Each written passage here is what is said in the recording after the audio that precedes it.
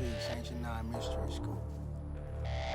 The other day, when we were doing our mystery school with Anna, a lot of things seemed to resonate. And, especially the thing about theosophy. Theos meaning God, and then Sophia meaning wisdom. So God, and then mother's wisdom. Theosophy. And in me going deep down that rabbit hole, I realized that there's a spiritual hierarchy. And that's the main reason why spiritual reverence is so necessary. Because when you understand the mechanics, the science of the way the spiritual realm operates, you're better prepared for all the things that you have to deal with. We know that in the ancient times there were titans, there were gods, angelic beings, daemons, nephilims, hybrids. These days they're called dinosaurs, alligators, saber-toothed lions or saber-toothed tigers, things like that, saber-toothed cats. But they now are abnormality. But we have to realize that these things are also going through a process. And that's why I always say if everything exists, it existed and eventually will.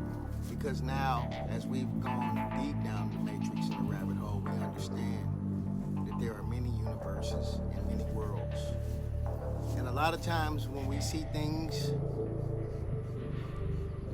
that are there, those are the things that are mostly illusion, because they're part of the third dimension. And the things that are unseen, it's fourth, fifth, sixth, seventh, and so forth,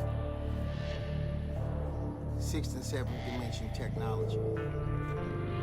These beings are advanced in the spiritual hierarchy. They have lower demons, and they also have higher demons. And as Miss Anna was saying yesterday, me and Avalon were discussing, they have poor demons. They have alcoholic demons that are addicted to those specific things. So when you have spiritual reverence, you have respect for the spirit world. You have an understanding of all of the things that are going around. That's a part of survival. And then we'll also be discussing surveillance and security. Surveillance is observation. This is the way of the angel and the watcher. They were called the watchers in the ancient times. And they're also called the messengers. So these are two key entities that exist. And what are their attributes? To watch and to convey a message. So that kind of can give us a little incentive on what is our purpose. If we are also trying to put ourselves in that position, because angels and gods are very powerful. And when we read about gods and angels, we relate. And naturally and subconsciously, we desire those things that we read about. I happen to read about angels and gods and all of the different mechanics of the spiritual world.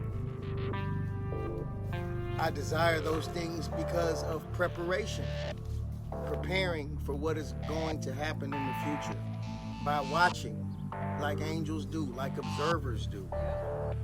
By watching and observing, I convey these messages to you as a messenger of the Most High. And in my observation, I'm seeing that they never wanted us to know how to cleanse ourselves from parasite.